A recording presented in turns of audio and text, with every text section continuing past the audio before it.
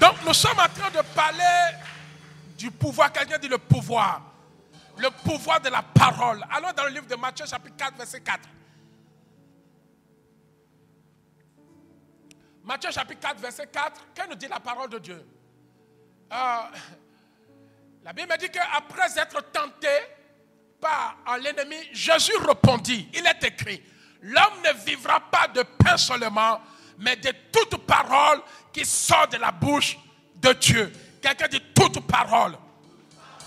Et quelqu'un dit, j'ai besoin de cette parole. Quelqu'un dit, Seigneur, donne-moi cette parole avec laquelle je peux vivre tranquillement. Au nom de Jésus. Alors toi et moi, nous avons besoin de cette parole. Ce n'est pas la parole que nos pères nous ont donnée. Ce n'est pas les paroles que nos ancêtres nous ont données.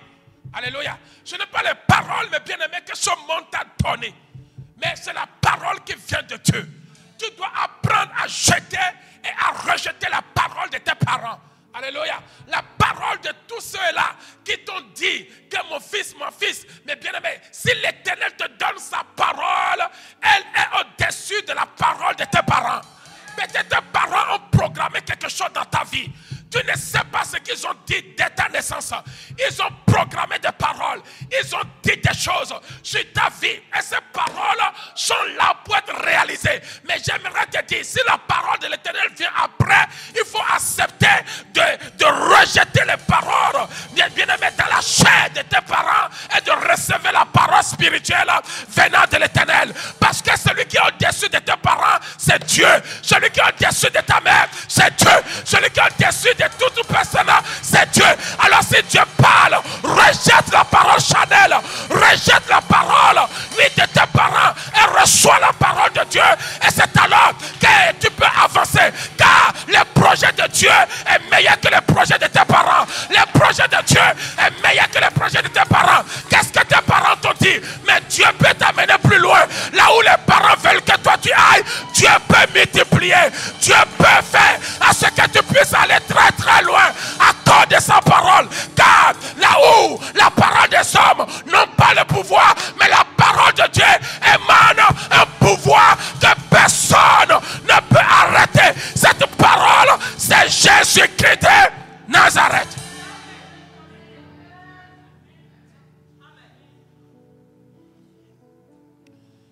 Il y avait un enfant qui s'appelle Jabet. Quand la maman a parlé sur sa vie, je l'ai enfanté dans la douleur.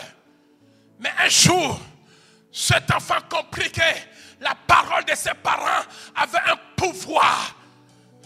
Elle veut le laisser dans la négation.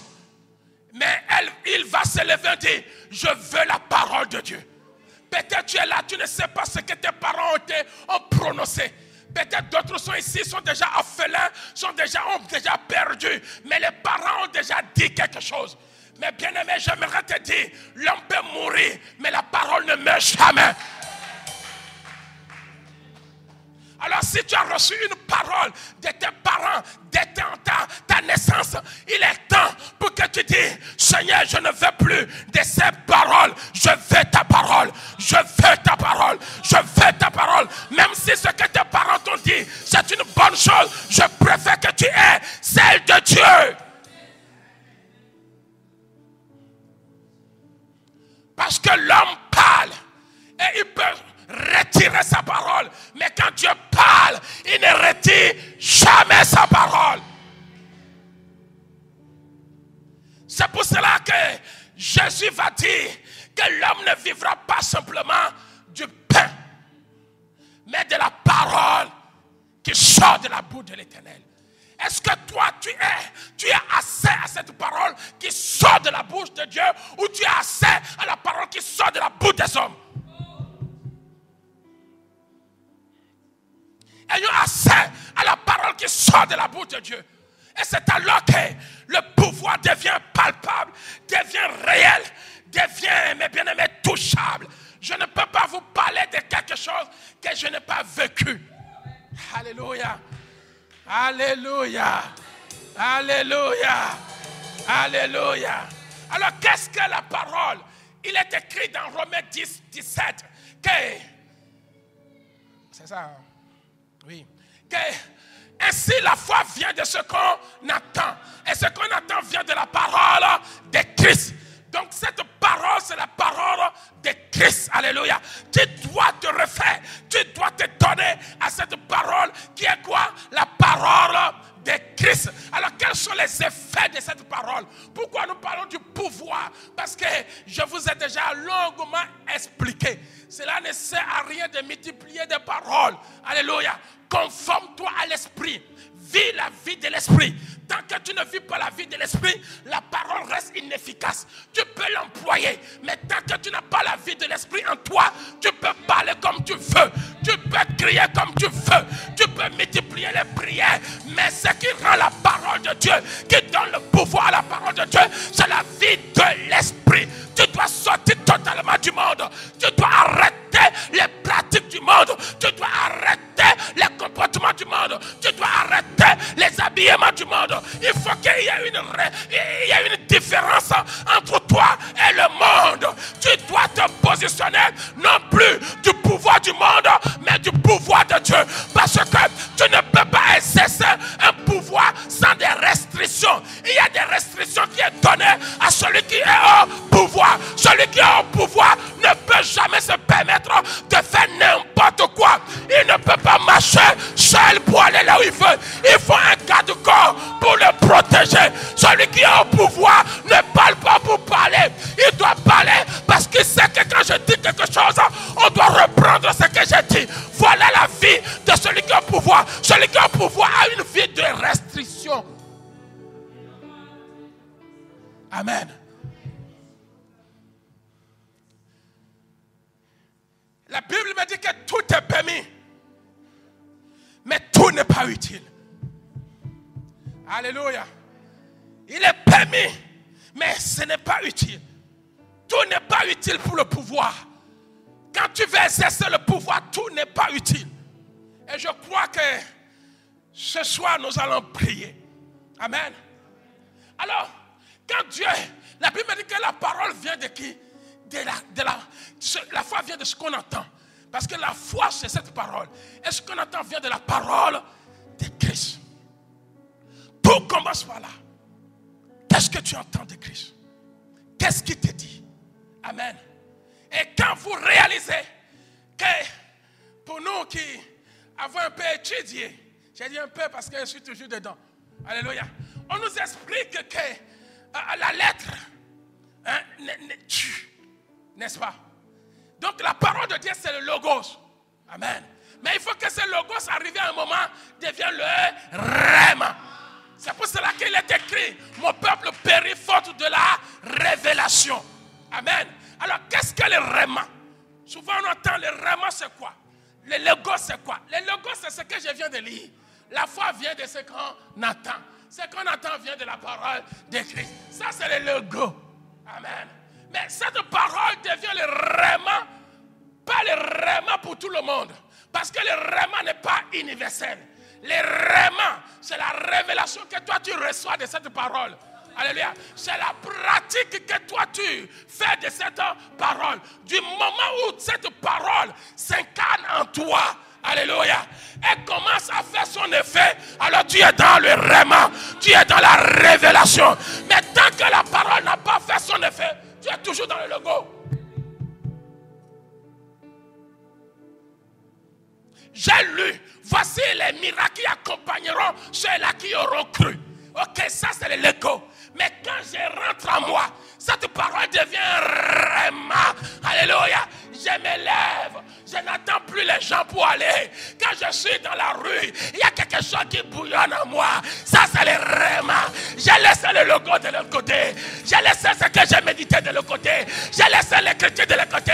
Cette écriture maintenant prend la forme. Il prend la main. Il prend le pied. Il prend les yeux. Je peux marcher avec la parole. J'ai lu qu'il est écrit que Dieu n'exauce pas les pécheurs. Alors, ça c'est le logo. Mais elle devient vraiment quand je commence à mettre ma vie dans la sanctification. J'ai lu que je ne peux pas mentir. Ah, ça c'est le logo.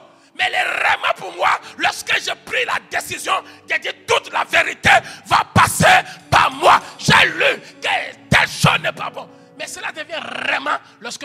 le mettre en pratique.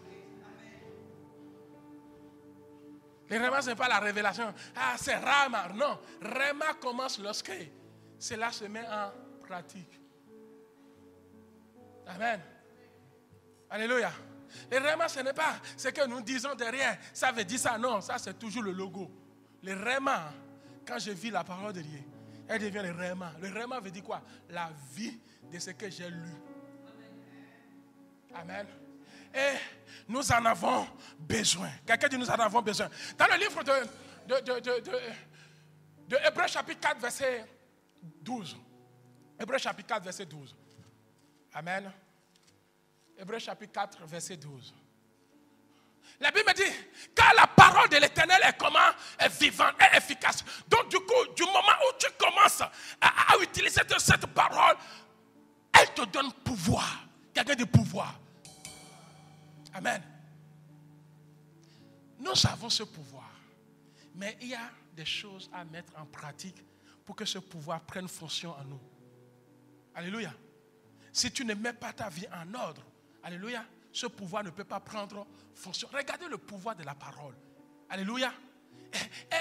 C'est une épée à double tranchant qui a la capacité, mes bien-aimés, de séparer. La Bible dit sépare. Il sépare. Alléluia. Il partage âme et esprit.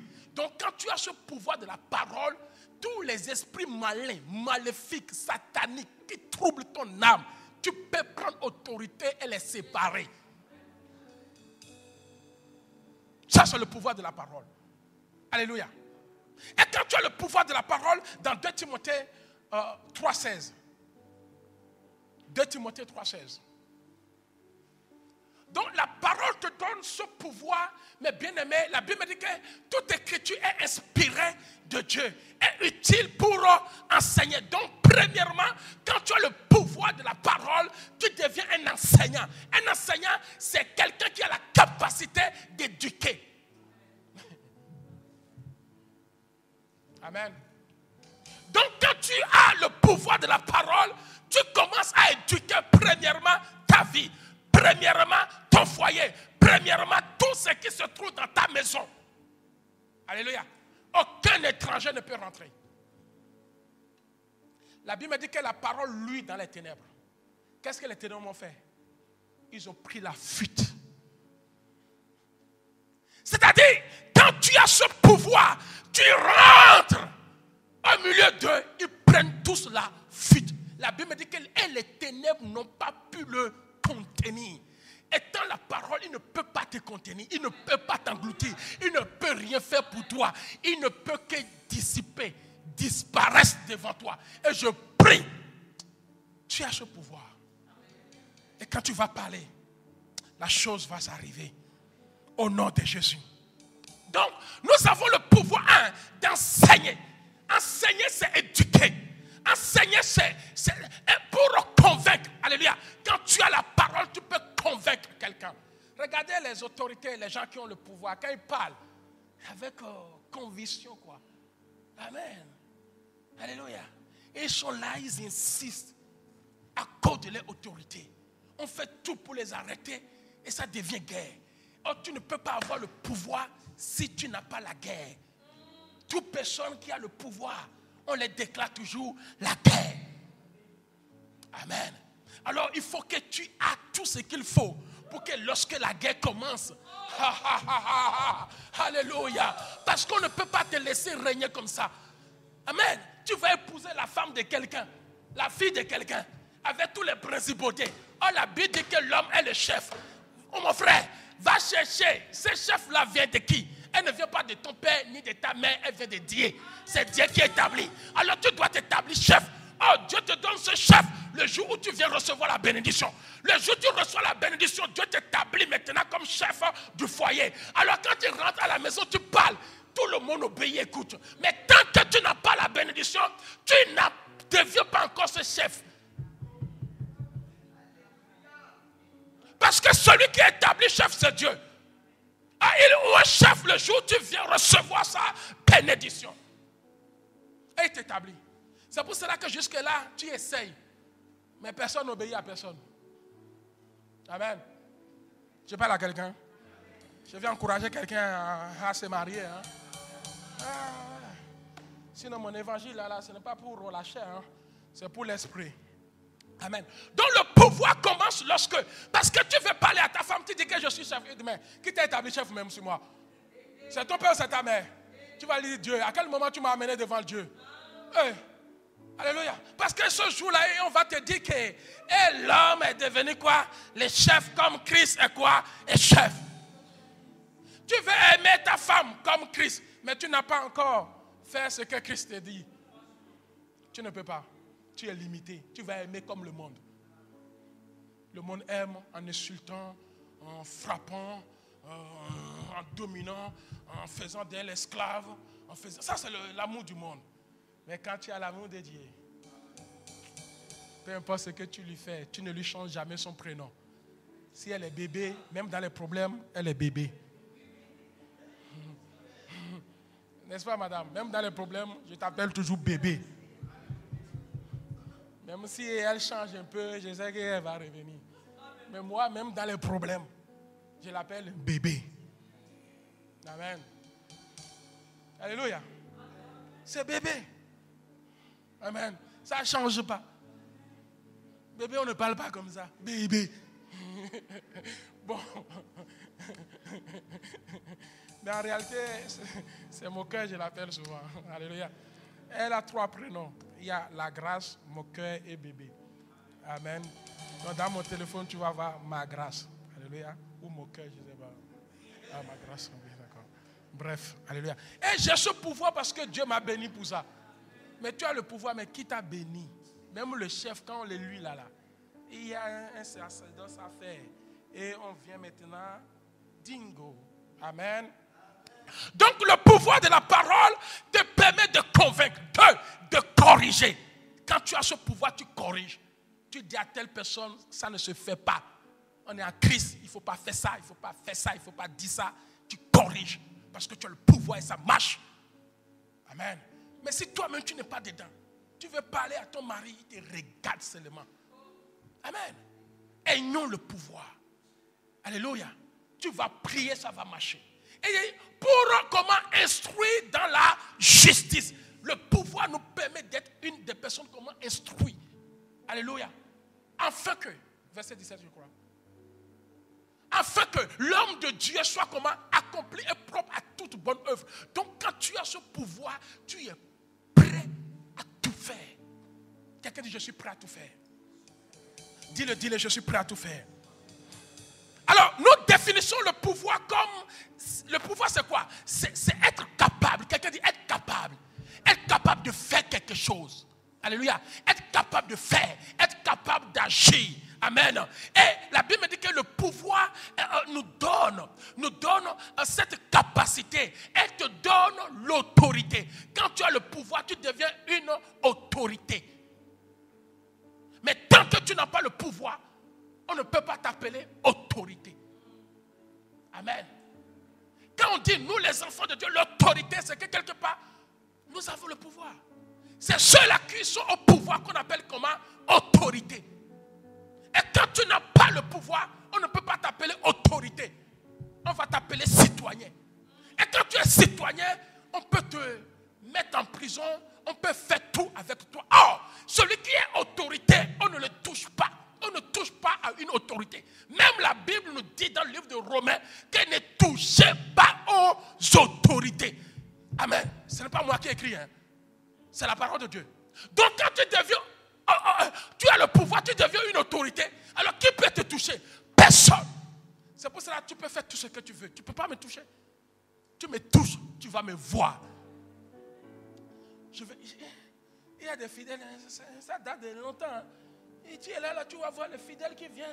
Il dit, tu as fait ça pour moi. Il te tire les pieds. Je les regarde, je dis, toi là, tu vas finir dans le feu.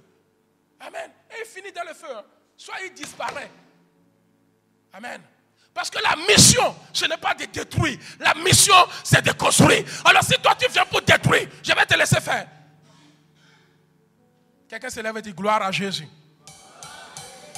Amen. Donc, quand tu as le pouvoir, tu deviens une autorité et tu deviens puissant. C'est pour cela que la Bible me dit que le désir de Dieu, c'est que tu deviennes comment?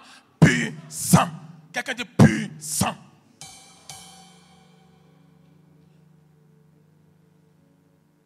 Où se trouve ton autorité? Alléluia. Amen. Notre autorité se trouve dans la parole de Dieu. Quelqu'un est d'accord avec moi? C'est dans la parole. Quelqu'un dit la parole. Quelqu'un dit la parole. Et cette parole, ce n'est pas une arme, que cela soit physique. Vous savez, les armes physiques, là. Oui. Il y a des gens aujourd'hui, pour défendre, ils sont obligés de sortir quoi? Une arme physique. Pour blesser au nom de Dieu. Notre Dieu n'a pas dit ça. Notre âme n'est pas physique. Notre âme n'est pas biologique. Amen. Notre âme n'est pas chimique. Alléluia. Amen. Mais notre âme, premièrement, elle est comment? Spirituelle. Spirituelle pour renverser les forteresses. Alléluia. Même si tu as une âme physique envers moi, il suffit que je prie. La Bible me dit que David était là tranquille. Goliath avec tous ses âmes. Il n'a pas réussi. Mais David va prendre une pierre. Or, la pierre représente quoi? La parole de Dieu. Car il est écrit, sur cette pierre, je bâtirai mon église. Donc, en réalité, il prie l'église. Et dit, au nom de Jésus. Or, vous tous, vous êtes d'accord que ce n'est pas une petite pierre là, des lance-pierres qui va faire tomber Goliath. C'est toute une église qui s'élève. Donc, si toi, église, nous levons, nous pouvons faire tomber tous les Goliaths. C'est une représentation de l'église. Sur cette pierre, je bâtirai mon église et aucune puissance ne préviendront contre elle. Alléluia. Il prit la pierre et il n'en avait pas pris au hasard. Il en avait pris 5 qui représentent chaque ministère dans l'église. Amen. Les gens disent Réma, ce n'est pas le Réma. Le Réma, c'est quand tu commences à vivre la parole. C'est différent. Alléluia. Amen. Nous sommes là pour nous instruire, n'est-ce pas? Pour nous amener à la révélation. Et quand tu as la révélation, tu peux vivre la parole. Et quand tu commences à le vivre, ça c'est ton Réma. Elle te donne la vie. Et la Bible me dit que la parole de l'Éternel dans le livre de Jean chapitre 6, 36. Amen. Jean chapitre 6, 33. Et pas 33, 66 ou 63. 63. 66, 63.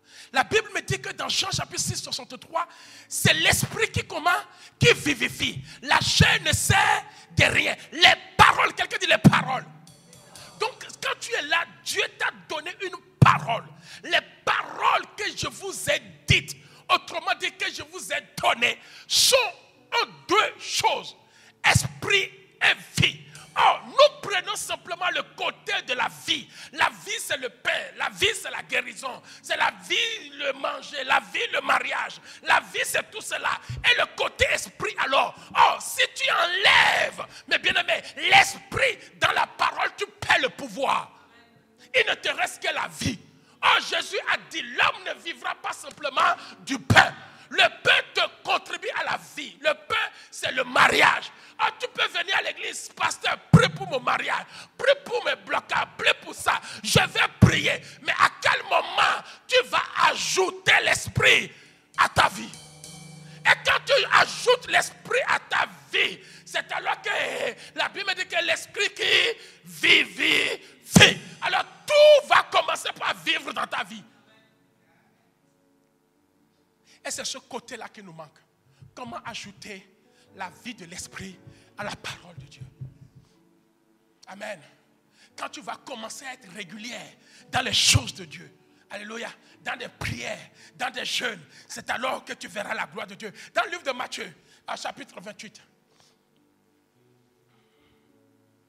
Matthieu chapitre 28, verset 16. Que nous dit la parole de Dieu? Écoutez. La Bible dit, Matthieu 28, verset, les 11 disciples allaient en Galilée sur la montagne que Jésus leur avait dessinée. Vas-y. Quand il le vit, il se prosternait devant lui, Mais quelques-uns eurent des doutes. Vas-y. Jésus s'étant approché, les parlait ainsi. Tout pouvoir m'a été donné dans le ciel et sur la terre. Donc quand Jésus arrive, quand il te dit que les paroles que je vous ai dites sont comme un esprit et vie. Autrement dit, les paroles que je vous ai données ont le pouvoir d'agir. Et la Bible me dit que Jésus va dire à ses disciples, tout pouvoir m'a été donné dans le ciel et sur la terre. Celui qui donne le pouvoir, c'est Jésus. Si tu crois, tu verras sa gloire se manifester dans ta vie. Puisque tu crois, rien ne peut t'arrêter. Aie cette confiance en Dieu. Et voici ce que Jésus leur dit au verset 19. Pour ne pas les intimider, il dit, ne vous sous-estime pas. Si hier les sorciers vous ont dérangé, aujourd'hui ne peut plus.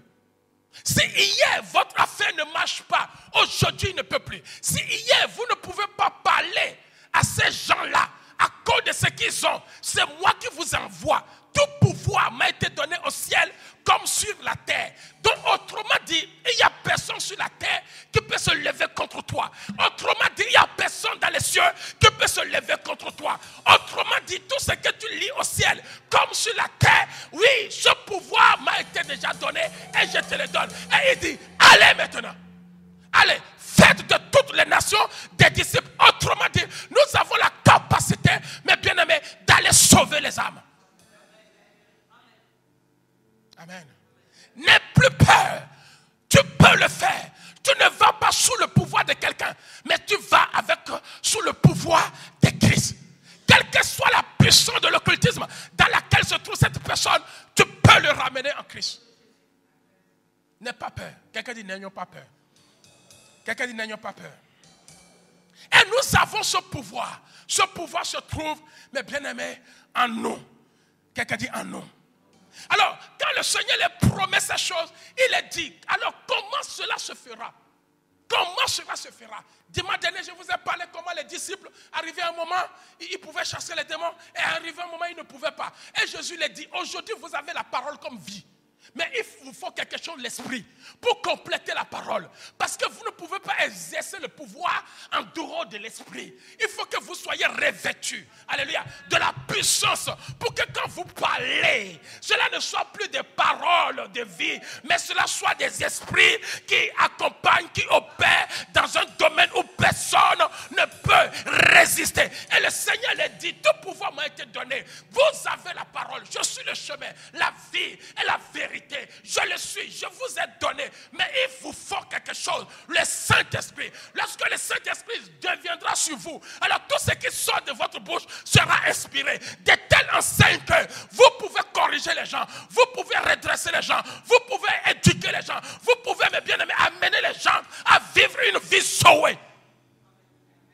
Et le Seigneur va le dire, Acte 1, verset 8, vous allez attendre où? À Jérusalem. Vous recevez une puissance. Et déjà, il les a donné la parole. C'est qu'il leur faut la puissance. La puissance vient de l'esprit. Amen.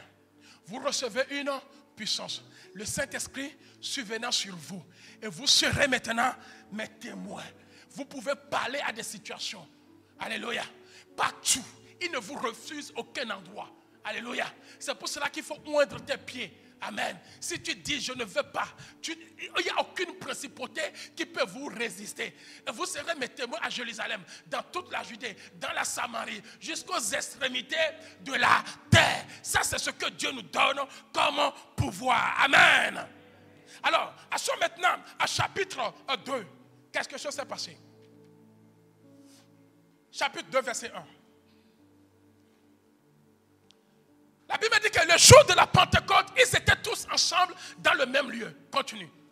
Tout à coup, il vint du ciel un bruit comme celui d'un vent impétueux et il remplit toute la maison où ils étaient assis.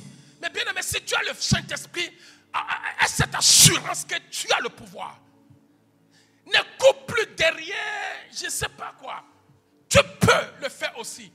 Tu n'as pas besoin d'église en église.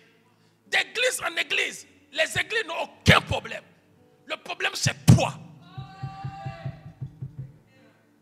Tu peux venir chez moi. Alors, on prêche bien, oui. Il y a une bonne adoration, oui. Mais qu'est-ce qui se passe? Le frère m'a pas salué. Mais tu es venu pour la salutation ou tu es venu pour la parole? Non, je ne me sens pas bien. Mais, ah bon, tu ne te sens pas bien au milieu d'eux. Mais il y a la parole, oui. Oui. Mais pourquoi? Donc le problème, ce n'est que toi. Arrivé à un moment, il faut arrêter de faire église en église pour nous faire plaisir. Va t'asseoir chez toi à la maison. Quand tu seras guéri de ton problème, tu vas venir s'asseoir à l'église. Sinon, il n'y aura aucune église où tu vas rester. Il n'y en aura pas. Si tu fais déjà 2 ou 3, dis-toi que le problème, c'est moi. Parce que là où tu fais, là, il y a des gens qui sont toujours là, assis, cimentés. Et ils ne sortent pas. Mais c'est toujours toi qui sors. Dis-toi que le problème n'est pas les autres. C'est moi qui suis le problème. Et quand tu auras trouvé la solution à ton problème, tu viendras dans une église et tu vas rester stable. Alléluia. Amen. Alléluia. Alors, la Bible me dit que, arrivé à un moment, le Saint-Esprit descendu sur eux. La Bible me dit dans toute la maison, verset 3. Et du coup, des langues semblables à des langues de feu leur apparurent séparément les uns des autres et se posaient sur chacun d'eux. En ce moment, mes bien-aimés, ils étaient loin de la puissance d'en haut. La Bible me dit que Dieu a changé les langues. Les langues qui étaient des langues, je ne sais pas comment, est devenue une langue de feu. Mais bien, mais tant que Dieu ne te donne pas cette bouche de feu, ton autorité sera toujours limitée. Je dis amen. Et vous allez remarquer qu'à partir de ce jour, l'attitude des disciples ont changé. La Bible me dit que ce jour, il commença à parler à des Sanhédrins, à des principautés, à des roches-croix, à des francs-maçons, à des puissants de l'occultisme. Mais bien aimé, ce jour-là, leur bouche était muette. Mais bien aimé, tu dois savoir ce qui sort de ta bouche. Elle doit faire mal à l'ennemi. Tant que ce qui sort de ta bouche ne fait mal à personne, revois ta vie spirituelle. Je parle à quelqu'un. Ce qui sort doit convaincre les cœurs. Ce qui sort doit amener à la justice. Ce qui sort doit amener à la repentance. Si toi tu es là pour blaguer, je t'aime chérie, moi aussi. Et les démons sont là. Hey, vous n'allez pas vivre des démons, hein, de la parole de Dieu. Donc tu as besoin d'un moment que Dieu ouvre ta bouche. Et la Bible me dit que Dieu va ouvrir la bouche de ses disciples. Ils étaient 120. Et la Bible me dit que l'atmosphère a changé. La Bible me dit que dans la suite même, Pierre de même que Jean, ils sortaient d'une réunion de prière. Ils pouvaient voir les paralytiques et les dire maintenant, hey, alléluia, avant, maintenant il y a quelqu'un qui a touché ma bouche. Alléluia. Alors dans Jérémie chapitre 1 verset 1er. Non, Jérémie chapitre 1 verset 4. Jérémie chapitre 1 verset 4. Écoutez. La parole de l'Éternel me fut adressée en ces mots. Avant que je ne t'eusse formé dans le ventre de ta mère. Il y a un moment où Dieu t'a formé et Dieu te connaît. Il y a aussi un moment où Dieu va t'établir. Tu es dans quel temps? Le temps de la connaissance ou le temps de rétablissement? On ne le sait pas. Alléluia. Alors ne jouons pas avec notre vie. La Bible me dit, je te connaissais. Et avant que tu eusses sorti de ton sang, je t'avais consacré et je t'avais établi comme prophète des nations. Ça, c'est des choses virtuelles que tu ne sais pas ce que Dieu a écrit sur ta vie. Continue.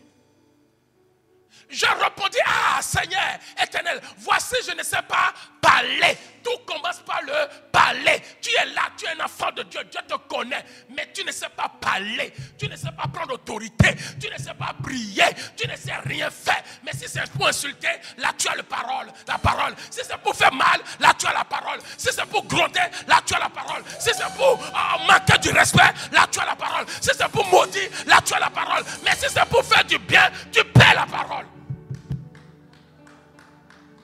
Amen.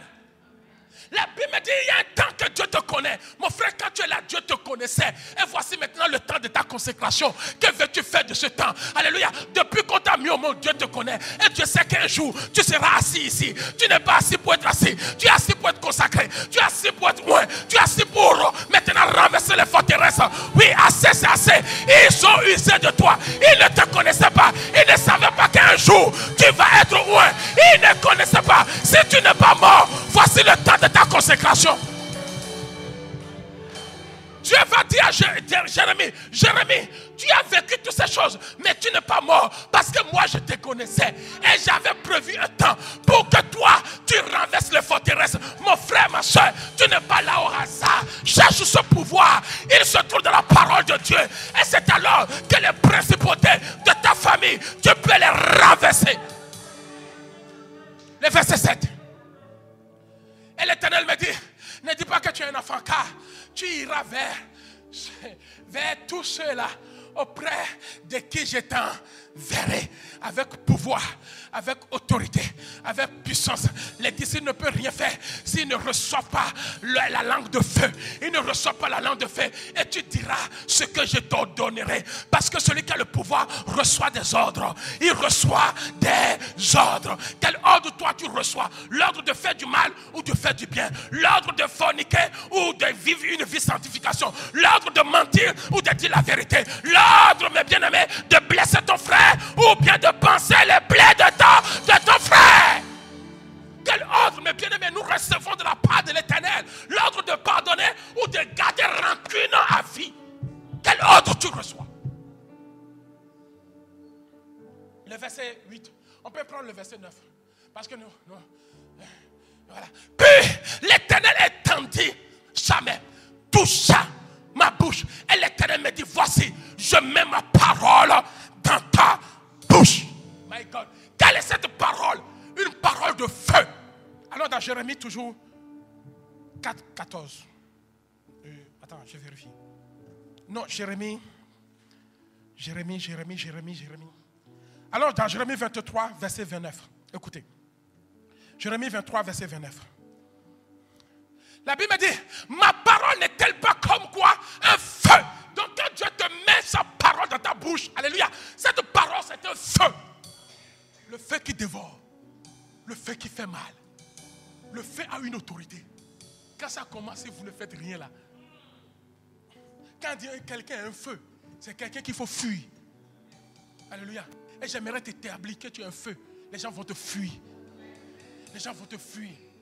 La Bible dit, ma parole n'est-elle pas comme? Donc Dieu va rappeler à Jérémie, je t'avais donné ma parole. J'ai mis ma parole dans ta bouche. Cette parole que j'ai mise dans ta bouche, voilà, elle est comme un feu, dit l'Éternel. Et comme un marteau qui brise les jougs. Alors j'aimerais te dire, il y a des gens qui ont pouvoir de te maudire, qui ont pouvoir de détruire ton foyer, qui ont pouvoir de te faire du mal, qui ont pouvoir, bien-aimé, de se soulever contre toi. Ce soir, tu vas utiliser pouvoir contre pouvoir. Tout pouvoir satanique qui se lève dans ta vie, tu peux les détruire. Tu peux les détruire. Tu peux les détruire. Dieu ne te donne pas ce pouvoir pour rien. Parce que Dieu sait qu'il y a aussi d'autres pouvoirs qui se luttent contre toi, Jérémie. Alléluia. Alors, écoutez, maintenant, Jérémie 5, verset 14. Jérémie 5, verset 14. Il va dire à Jérémie, c'est pourquoi ainsi parle l'Éternel, le Dieu des armées, parce que vous avez dit cela. Voici, je veux que ma parole dans ta bouche soit comme quoi? Du feu. Et ce peuple du bois. Et que ce feu les consume. Donc quand Dieu te regarde, il dit, ce qui sort de ta bouche là, c'est un feu. Et tes ennemis là, ce sont des bois. Le bois, mes bien-aimés, c'est un produit combustible. Or, ce qui peut brûler le bois, ce n'est que le feu. Or, Dieu considère tes ennemis comme un bois. Le feu est où? Chez moi? Non. Dans ta bouche. Alléluia. Donc, quand tu vois, la Bible me dit qu'il a mis sa parole dans ta bouche comme quoi? Le feu. Et tous tes ennemis comme un bois combustible que le feu peut brûler. Alléluia. Alors tu as peur de quoi? De quelle principauté? De quel sorcier? Alléluia. Qui a pouvoir de maudire tes enfants? Qui a pouvoir de maudire ta vie, que tu ne te marieras jamais? Qui a pouvoir, mes bien-aimés, de te dire que ça n'avancera pas? Qui a ce pouvoir? Personne. Alors ne laisse personne t'intimider. Alléluia. Tu as ce pouvoir. La Bible me dit que dans la vie, il y avait quelqu'un qui a reçu le pouvoir. C'était Saul. Quelqu'un dit Saul. C'est Saul ou? Oui, c'est Saul. Saul.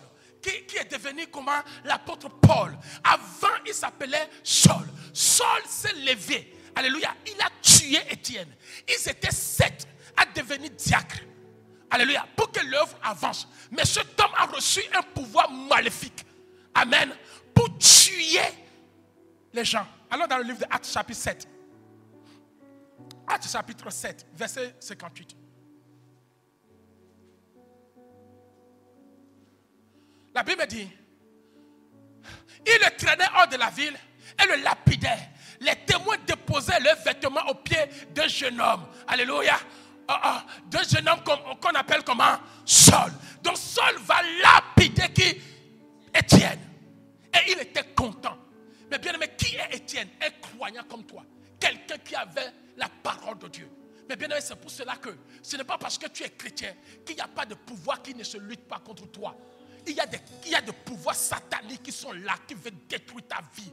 Alors prends ta vie au sérieux. La Bible me dit que le diacre Étienne n'était pas n'importe qui. C'était un homme zélé et il faisait de grandes choses. Mais on a mandaté un certain Saul pour arrêter cet homme. Bien aimé, tu es en Christ. Il y a des gens qui ont mandaté les gens pour arrêter tes enfants. Pour que tes enfants se disparaissent, ne t'écoutent jamais. Pour arrêter ton foyer, pour arrêter tes finances.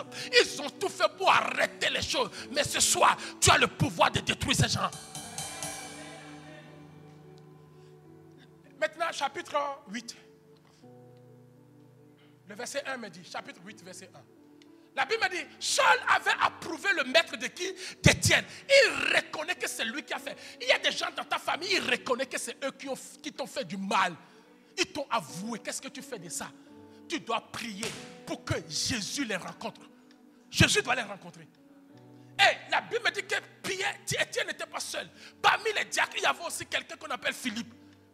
Mais Philippe n'était pas tué. Mais Philippe va intercéder pour que quelque chose arrive. La Bible dit qu'il y a eu ce jour-là une grande persécution contre l'église. Ta vie est persécutée. Il y a des gens qui se lèvent contre toi pour arrêter ce que tu fais, pour t'induire en erreur, pour que tu souffres quelque part à cause de Jésus. Mon frère, réveille-toi de la puissance de Dieu. Lève-toi contre ces méchants hommes. Lève-toi contre ces principautés. Lève-toi contre ces royaumes sataniques qui veulent détruire ta vie. Tu peux faire quelque chose. Maintenant, le chapitre 9. Et nous allons terminer par là et nous allons prier. Le chapitre 9. Actes des Apôtres, chapitre 9. Le verset 1er. La Bible dit, cependant, Saul respire encore quoi? La menace et le maître contre les disciples du Seigneur. Se rendrissait le souverain sacrificateur au verset 2.